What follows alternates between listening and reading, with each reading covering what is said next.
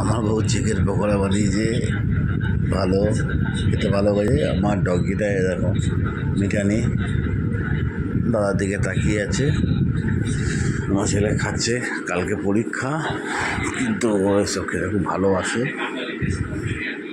খুবই ভালোবাসে। চেটে পুটে খাচ্ছে, দেখুন কালি ভাত দিলে ভাত খায় না, এইসব দিলে চেটে পুটে খায়। বুঝে পেছনে যাচ্ছে, মা আমার সবজি কাটছে, আবার এ চলে এসছে আমার কাছে, দাও দাও দাও বাবা দাও চাইছে। দিলাম না, যেমন ফিরে চলে গেল, আবার ঘুরে এলো। ও ভাবতে পারছে না কোন দিকে যাব, কে দেবে আমাকে।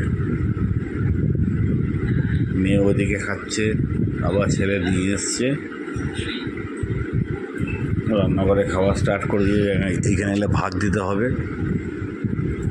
যেন এখানে খাওয়া কমপ্লিট করার ধান্দায় আছে। ওই যে খাচ্ছে দেখতে পাচ্ছে রান্নাঘরে, আর এই যে আমার দিকে তাকিয়ে আছে। আমি নিজেই খেতে পারছি না, আমাকে কেউ দিচ্ছে না, কিন্তু আমার দিকে তাকিয়ে আছে, বাবা দেবে।